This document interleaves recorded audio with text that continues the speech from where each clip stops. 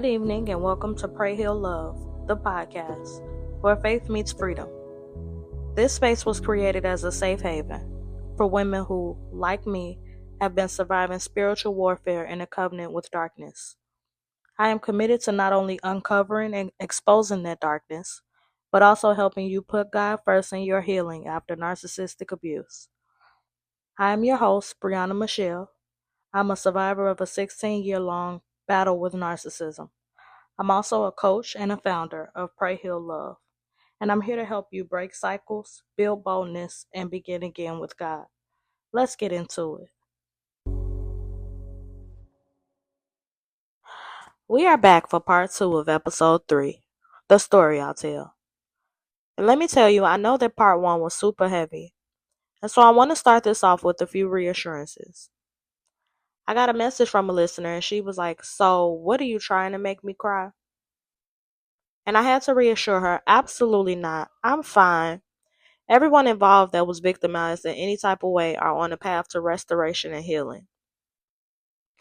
What affirmed me when that listener reached out is that she said she knew when she met me that I was going through something, but she had no idea that it was as much as I had released in part 1.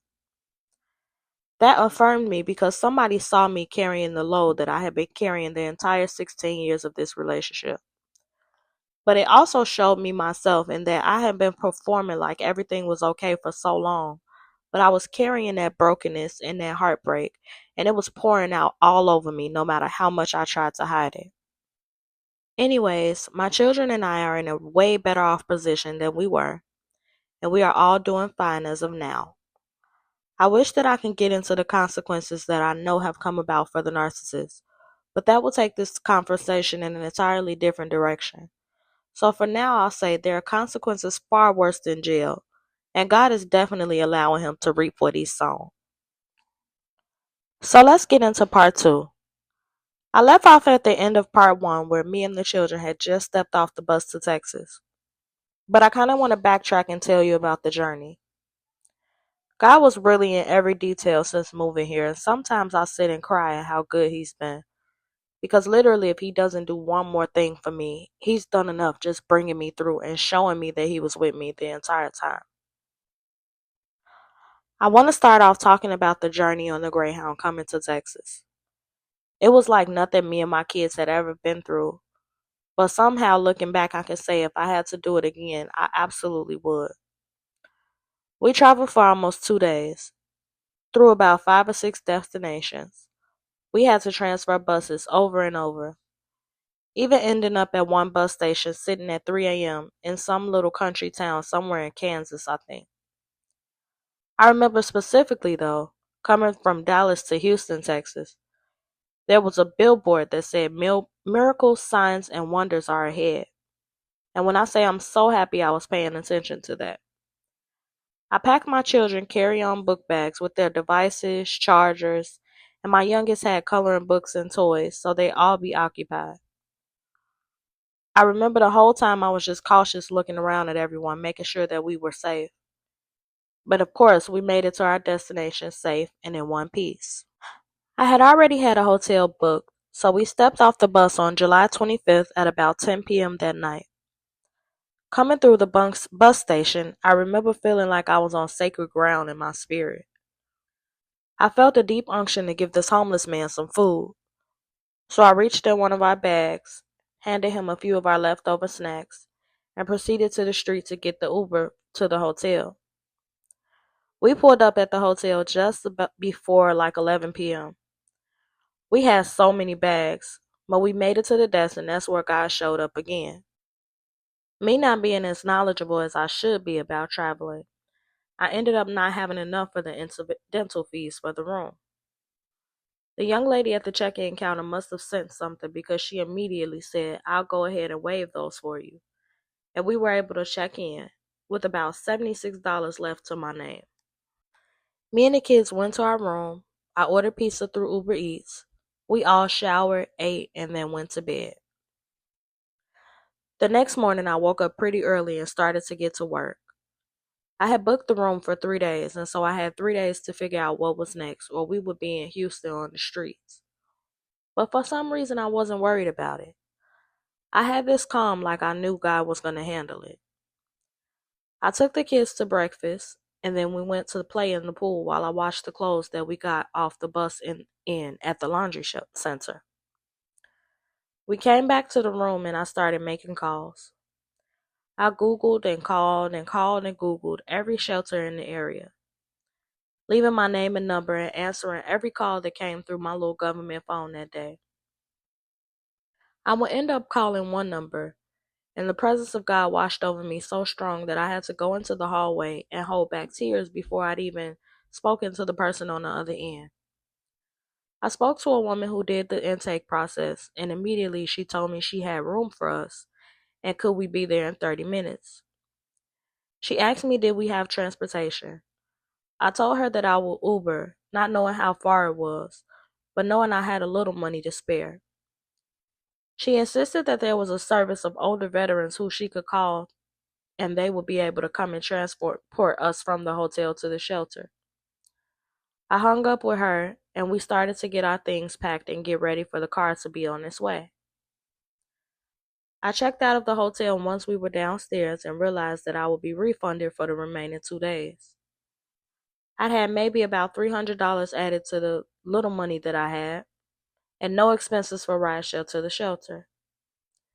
When the driver pulled up, it was a sweet older lady who had gift bags with stuffed animals and things for the kids. We took the 30-minute drive out to a small city south of Houston called Pasadena and ended up at the shelter. I mentioned this on my Facebook about how this place having new beginnings in the name made me know it was a setup by God Himself. Now, this shelter was only a 6-week stay, in which a lot of different things would transpire. I ended up enrolling my children in the schools nearby because we had to, which made me panic and go sign a lease that, if I'm honest, God told me not to sign. I was supposed to go from that shelter into another shelter, but the shelter experience was not the best, with people stealing food from me and my kids and so much more. So I was just ready to be on my own, and I jumped the gun.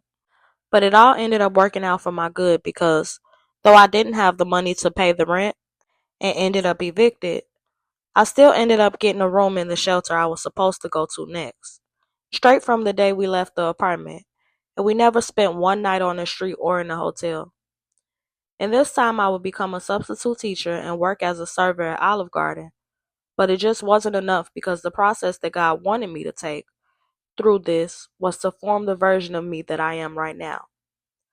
I had to spend another 6 months in another domestic violence shelter. And between the first shelter and the second is where I would receive the vision and the blueprints for Pray Heal Love. Now, this is where we get into the good stuff, y'all. I feel like episode 1 was so gloomy that I have to give y'all some happiness and something good to hold on to. God has been so good to me. Through all my struggle, hyper independence, He's just been gently leading and guiding me and so patient. And He cuts through all my mess. And I love Him, y'all. First of all, I gave up what I thought was love, and what I received was a love that's greater than anything I could have ever imagined. He makes me love myself. He makes me take care of me. Like, I don't know, sometimes you gotta be thankful for your hard seasons because they really show you the power within yourself and in God and in the way He is and the way He sees you. As I'm thinking of all of this and how it played out, there's not a single instance of anything that happened except for my disobedience with that apartment that didn't play out exactly how it was supposed to. So let's get into the blessings. First of all, while in the shelter, me and my children received about a year's worth of school supplies from a woman on Facebook who I commented under her post, and she ended up blessing us. There was so much stuff in the box that when I left that shelter and moved in the complex down the street, we had to take like 3 trips to get all of our stuff that we'd accumulated within 6 weeks of being there. New clothes. I had bought my children a television to go with the PS5 my son brought in with them. I mean, it was like, even though we had left a lot behind, we gained so much in a short time. And that's not to mention everything that I threw away in the eviction and then gained in the second shelter. Our basic needs have always been met since we've been in Texas. And for that, I am so grateful. Our first Christmas in Texas was completely funded by the Pasadena School District, who picked us for about 3 Christmas drives. So the kids had toys and things suitable for their ages. There was a water park and a park near the shelter in our first apartment that they stayed going to while we got used to the Texas heat. I mean, aside from a few flops here and there, we actually had a nice little welcome to Texas. I didn't see that while I was going through everything and in survival mode, but I can definitely see it now. But here's where I want to really show you how God works and how He's so good to you when He calls you and chooses you as His and you actually let Him into your heart. Because, okay, so before I left Chicago, I saw a post in a group on Facebook, and it was a woman looking to do market research on an upcoming business that she was creating, and she was asking me about writing books. Now, usually I scroll past things like that, but this particular post stopped me in my tracks, and it was like God was telling me to comment on it, and so I did.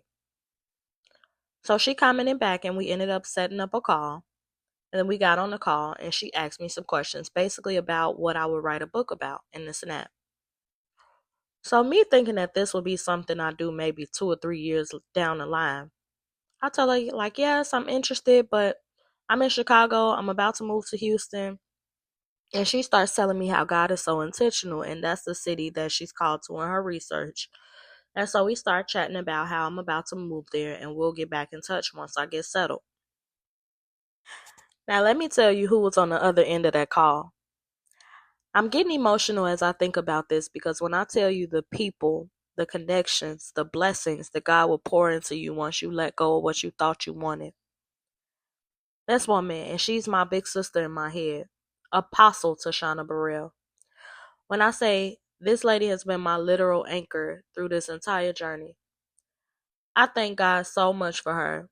I can honestly say her teachings, her pour into me, her leadership, and just watching her be a wife and a mom of 5 and a pastor and a friend and a leader and still do it all with such grace and style while using her life as a blueprint for what God can bring you through is literally the reason why I'm even able to become the woman who can put out a podcast or write a book or feel like I can answer the weight of this call God has assigned me to. The way she's spoken life into me directly, prophesied over me, helped and rallied others to help me in my time of need, pushed, encouraged, motivated, shows me ways I can do things. Like I can say, and I've said before, following and watching her has been such an honor. And when I tell you, I might cry like a baby when we really meet in person. So around the same time I got to Texas, Tashana was getting ready to launch her offer for her publishing company. And she kicked it off with a 5-day camp for writers. Now, with everything that I had going on, I ended up joining the free 5 day challenge, not knowing what was going to come next.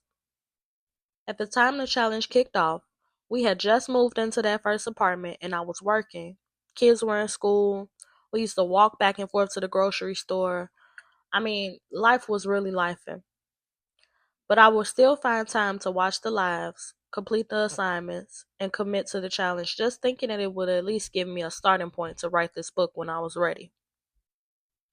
Not even knowing that God was orchestrating an entire purpose-filled plan that would reveal to me through the entire process once everything was completed. So at the end of the 5-day challenge, me and Tashana spoke over the phone, and she asked me what did I want. I told her that I wanted to be a part of her offer, but I didn't have the money to commit. She said, I didn't ask you that. I said, what do you want? So I told her again. She proceeded to tell me that God spoke my name to her and that she would be giving away the offer to me completely free of charge. Actually, the way she put it was that someone had stepped in to cover it for me. A completely done for you publishing program where all I had to do was submit my manuscript and everything else would be taken care of.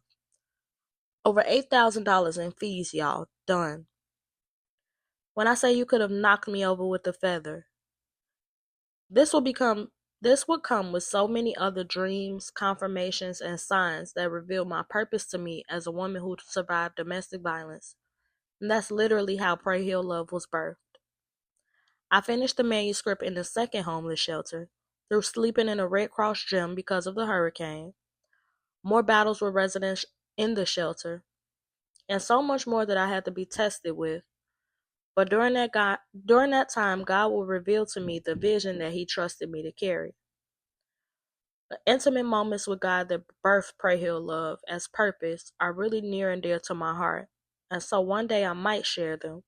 But just know, I found out so many ways how God speaks to me through the processes that Tashana set up with the book and in her ministry where I listened to her prayer calls and was spoken over. And man, it has just really been an exciting journey just developing overall. Go ahead and go to PrayHealLove.com and just get a feel for the way God has taken this journey from a book to an entire ecosystem of plans and setups that He's designing through me to help pull women out of these toxic cycles and become physically, spiritually, and financially free. Now, last week I discussed that not only would I finish up the story of how we made it out of that home and to Texas, but I wanted to go back and discuss some things inside that marriage that I signed up for unknowingly. And that's going to lead us into the subject of next week's episode. I do want to wrap this part up by saying that I ended up having to go through a hearing with housing in Chicago to kick the narcissist off as head of household, and then have the housing transferred from Chicago to Texas. But currently, today, me and my children are wrapping up our first year almost living inside the city of Houston in a beautiful area and also in a fully furnished 3-bedroom apartment. Just a little sidebar. I'm recording this on my ex's birthday, and I think it's so hilarious how God works because this day I used to be so dedicated to making him happy, and now I'm using it to heal myself by talking about the things that I've overcome dealing with him. Recording and uploading episode 1 took a ton of weight off my shoulders because it was something that I was holding until God cleared me to release it. But to me, it felt like I was protecting him. And now, as I'm thinking about the timing of it all, and even what's happened in the last few weeks to add up to me recording this on his birthday, it's like everything is so divinely planned and orchestrated. Oh my God, especially knowing all the things that I know now about what he's currently facing, that only God could have given me inside information into. It's like, wow, God, you really have your hands in everything. So specifically, I want to go back into how the actual marriage came about and the lessons that I learned through all of this. This part is hard to share, but it's necessary because some of y'all need to know exactly what kind of soul ties and spiritual warfare you're really battling. Okay, so back in, I want to say March of 2017, I found that I was pregnant with our third child. And I found this out at a time where I wasn't even thinking about the narcissist. I was completely entertaining someone else, only through phone conversation. I was literally not even thinking about my ex, and I'm pretty sure he had his own situations going on as well. But I was so checked out that when I wound up pregnant, I was shocked that I cried my entire break at work after taking a pregnancy test. I remember thinking like, dang, every time I try to get ready to start getting my mind prepared to leave him alone, I end up pregnant. Anyways, I called and told him, and so we started back focusing on each other enough to end up coming to a decision that with this baby we would get married. Now I have to admit, I forced the marriage. I said that there was no way that I was going to be going into having another baby and over 10 years in, and you haven't made the decision to marry me. I should have been thinking like that around year 5, but hey, when you don't know any better. We had been to the courthouse before this, and the man was sweating bullets so bad that I don't even know why I thought to even go back into that experience. But had I known what I know now, I would have ran a million miles in the opposite direction. Anyway, we ended up somehow making a decision to get married. And of course, with this ego, he would make it about him turning 30. So here we are, decided to get married and go out of the country a week before his 30th birthday, while I'm somewhere between 2 and 3 months pregnant with our child. We get married on July 26, 2017 at the courthouse. And by July 28th, we were in Rio de Janeiro, Brazil on our honeymoon. The same trip that he told me not even to tell anyone that we were married about because he didn't want anyone in his business. Also, keep in the front of your mind that I'm pregnant. Now here's the shocker. The entire decision to go to Brazil was based off of the genre of porn that he was interested in at the time. There's no other significance to us going to Brazil other than the fact that he was insanely attracted to Brazilian women through watching them online and knew, based on previous experience, that he could get me to do anything he wanted me to do. What threw the kicker in his plan, and what you would think should have stopped him in his tracks, was that I was pregnant. However, this is a man that was so fueled by lust and sex that he took his pregnant wife to have sexual relations with another woman in a different country, just to fuel his ego. That was the way that we consummated our marriage. And I can't even sit here and play like I'm the victim because I allowed it to, all in the name of wanting to make him happy.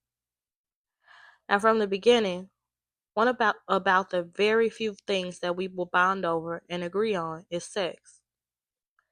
Giving my body to him at 16, the world of lust and seduction that he introduced me to was something different. It was intoxicating. And I was naive enough to believe that it was something that only we shared. But this was just his thing. He is a person who is willing to do anything with anyone, any way that you can think of. Of course, I won't go into details, but basically, I signed a covenant with a man who had a spirit of lust so strong on him that it caused him to ruin the life of a child. And that's something that isn't easy to get over. Lately, God has been having me to go back and remember things within the marriage that give me understanding on what he was afflicted with and how detrimental it was to me. Even in the fact that I'm still having to overcome the power of lust and how I was letting that spirit run me in interactions with other men. I led with my body, with seduction. There was an art I would use to flirt, where I would use this power of seduction just to get just to see what reaction I could get from a man. I remember one day I was mad at my ex, and so I went to work at my serving job and stood in the kitchen looking at this man I never even spoken to in the most seductive way possible. And I heard him say, "Damn, she look like she ready, boy." And I smiled and walked away. This spirit that I had on me from him would cause me to make other decisions where I cheated and gave myself to a man that I didn't even know, just because he was cute and I wanted to. Since leaving Chicago, however, I'm proud to say that I've been abstinent since June or July of 2023. God has called me back to purity, and there's been a whole sanctification process that I'm still dealing with, but I haven't had sexual intercourse in over 2 years. I am so proud of not only the sacrifice, but the clarity and position that has come as a result, and I plan to stay on this abstinence journey, just as long as God says it's abstinence and not celibacy.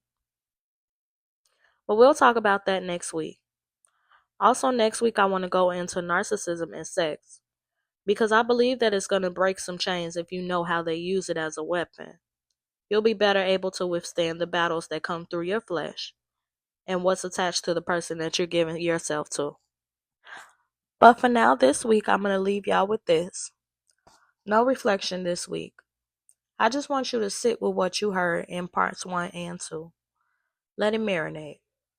This part of my story isn't for quick quotes or surface level takeaways. It's a moment to pause and understand how deep the cycles run, how much it costs to break free, and how faithful God is to carry you through it. We're not going to rush through this healing. Next episode, we're going to dive into narcissism and lust, the spirits behind the cycle, the soul ties, and how the enemy uses them to trap you in counterfeit love. It's about to get real. Thank you for listening. Thank you for walking with me through this. And if it's stirring something in you, stay with me. We're just getting started.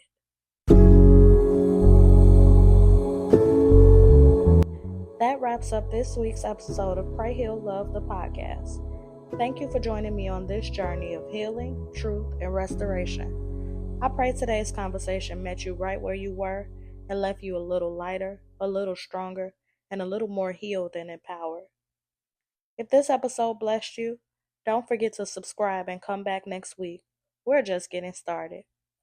Follow my socials in the description box below and tap into our growing community of survivors and faith-filled women rebuilding their lives with power and purpose.